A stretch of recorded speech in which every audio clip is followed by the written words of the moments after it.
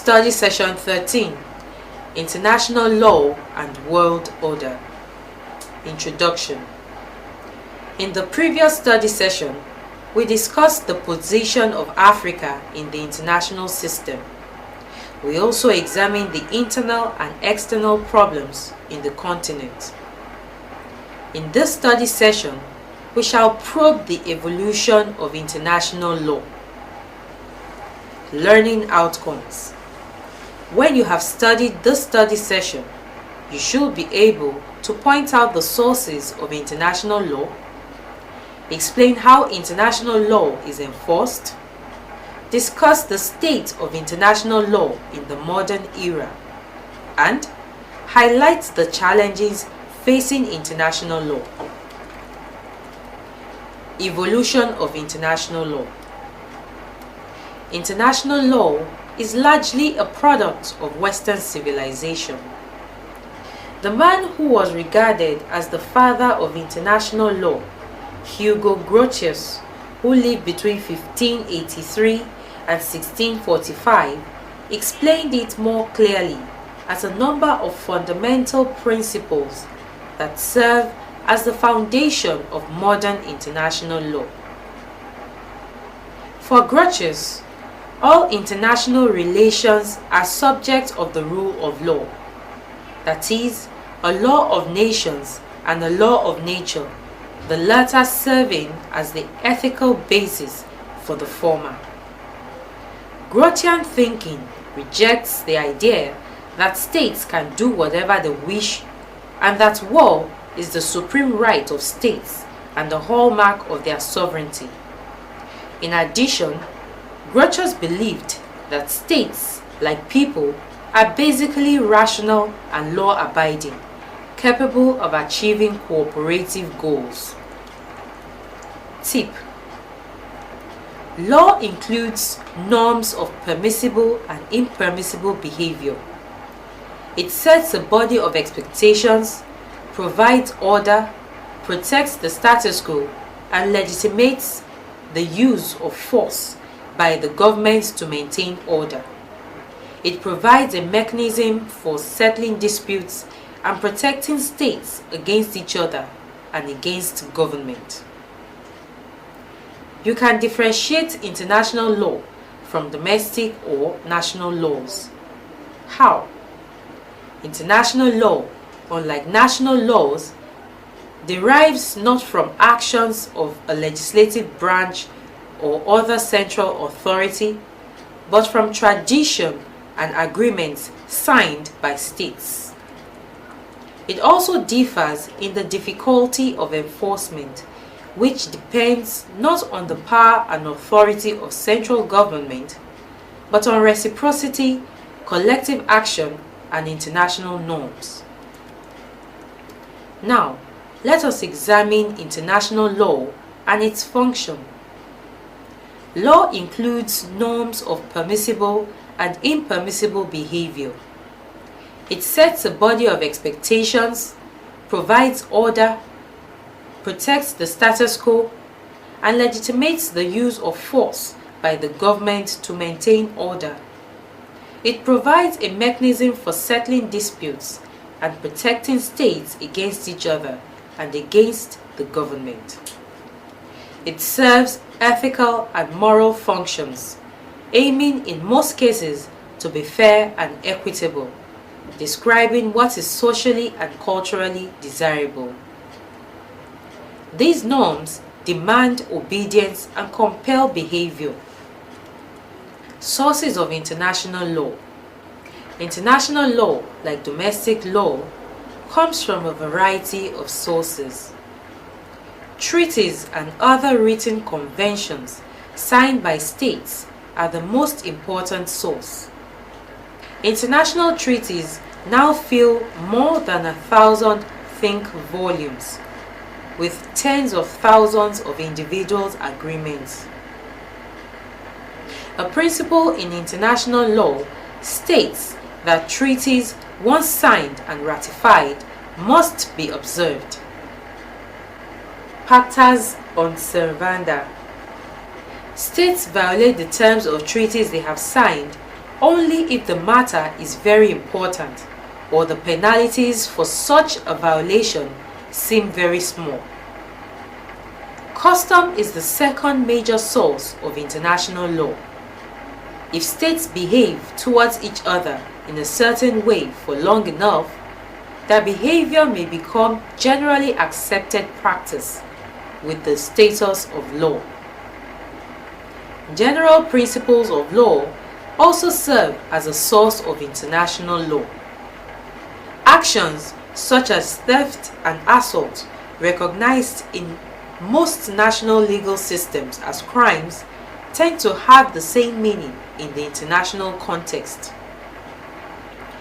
For instance, Iraq's invasion of Kuwait was illegal under treaties signed by Iraq, including the UN Charter and that of the Arab League, and under the custom Iraq and Kuwait had established of living in peace as sovereign states.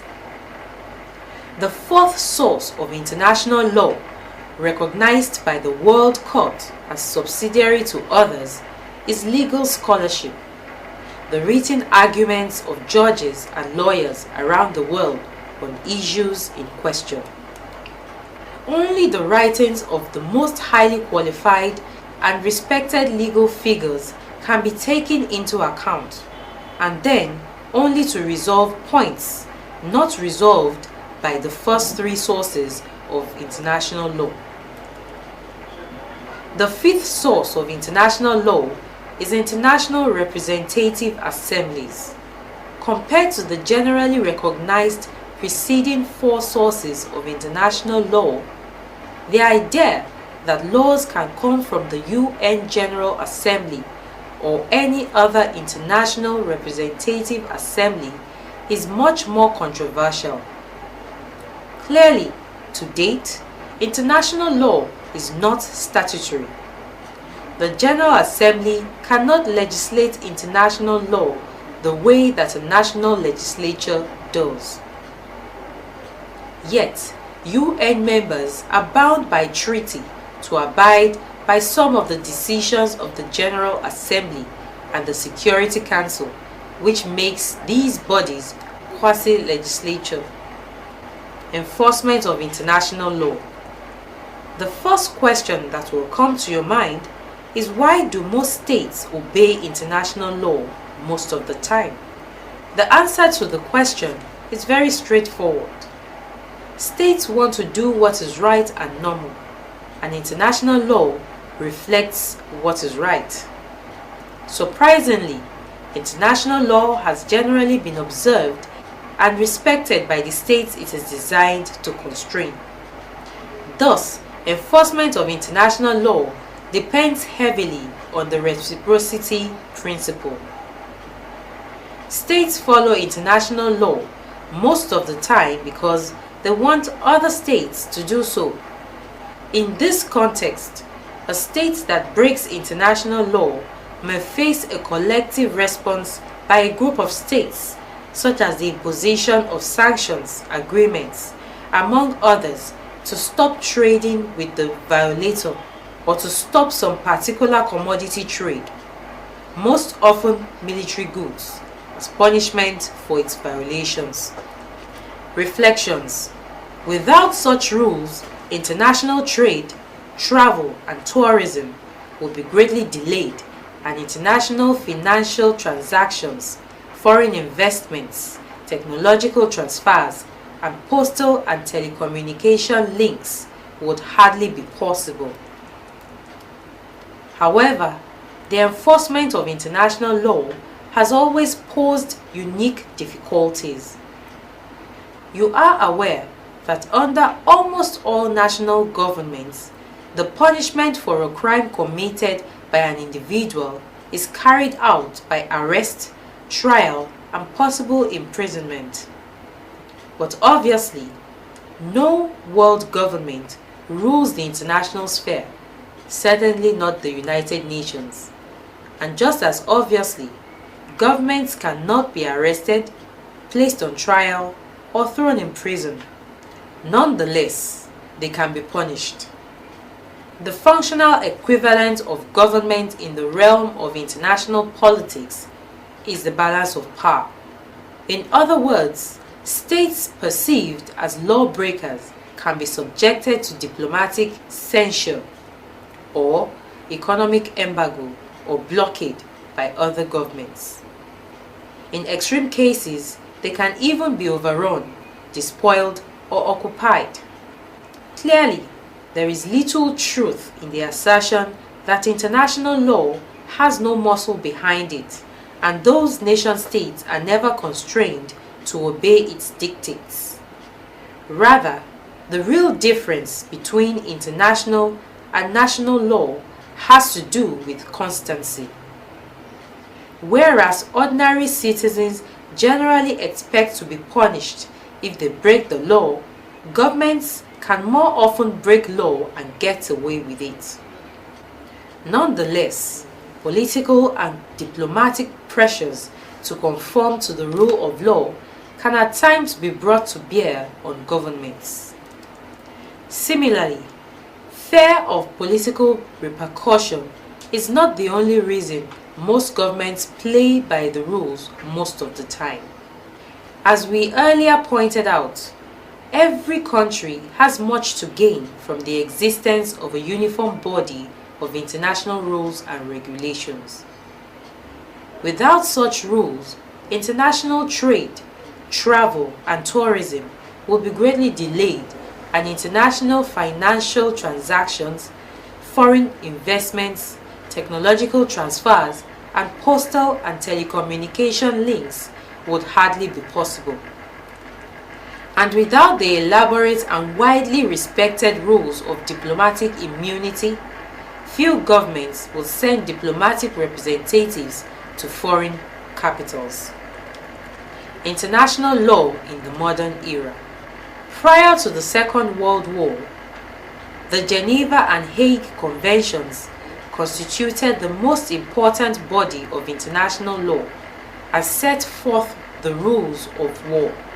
Since 1945, international law has advanced in several important areas, most notably in arms control. The Geneva and Hague Conventions. Until the mid-19th century, the rules of warfare were governed by custom. In 1956, several of the great powers endorsed the first of a series of multilateral international conventions. The Declaration of Paris, which limited war at sea by outlawing pirateering and specifying that a naval blockade had to be effective to be legally binding. More important was the Geneva Convention of 1864, which was revised in 1906, which laid down rules for the humane treatment of the wounded on the battlefield. Of still greater importance was the Hague Convention of 1899, which codified for the first time many of the accepted practices of land warfare. A second Hague Convention in 1907 revised the 1899 codes with regard to the rights and duties of belligerents and the neutral states and persons.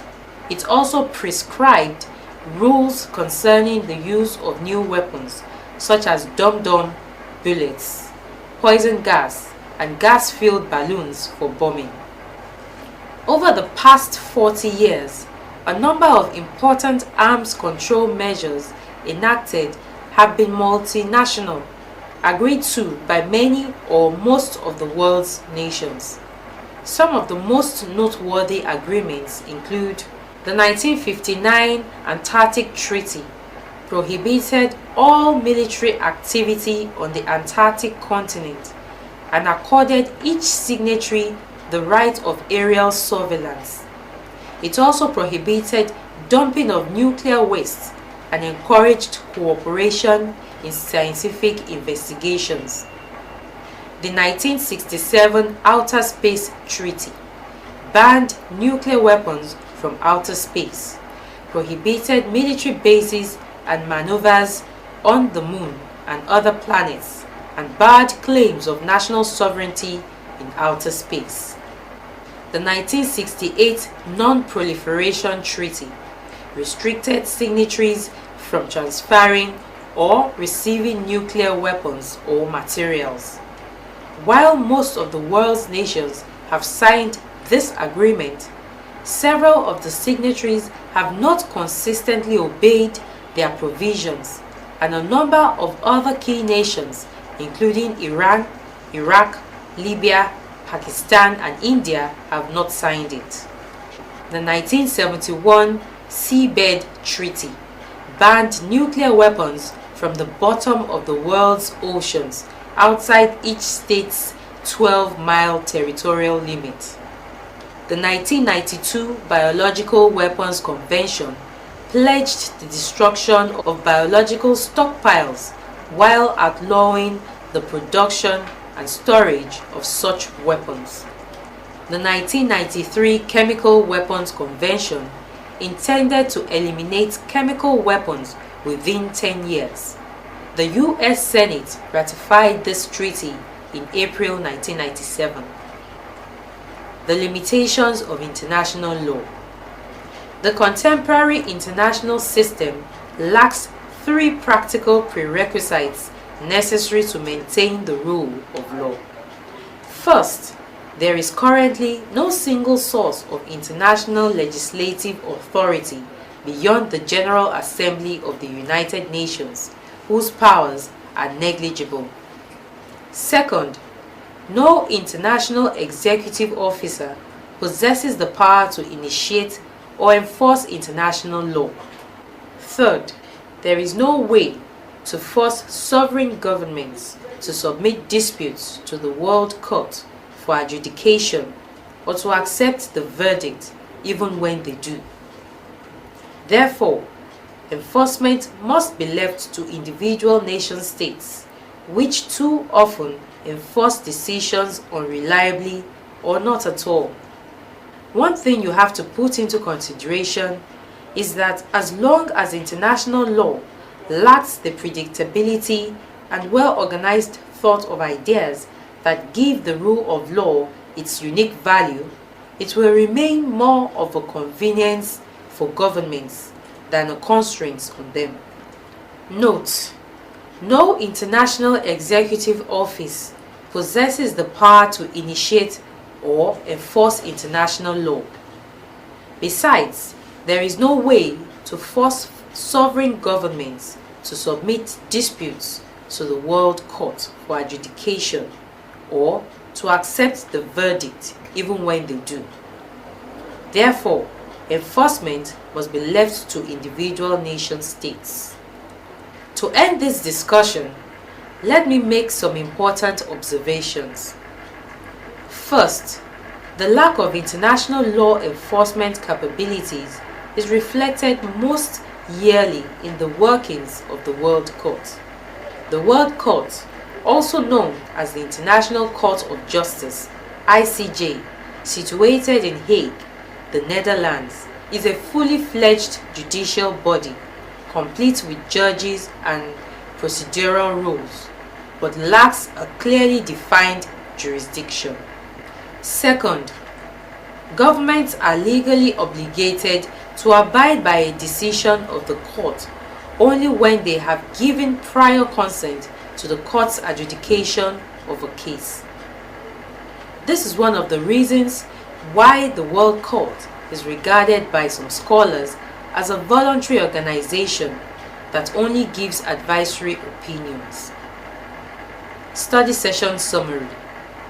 In this study session, we learned that international law is a formal body of rules for state relations, derives from treaties, custom, general principles, and legal scholarship, not from legislation passed by any government. International law is difficult to enforce and is enforced in practice by national power, international coalitions, and the practice of reciprocity. The World Court hears grievances from one state against another, but cannot infringe on state sovereignty in most cases. It is therefore an increasingly useful avenue for arbitrating relatively minor conflicts. This is why the World Court is regarded as a voluntary organization which only gives advisory opinions. End of study session 13.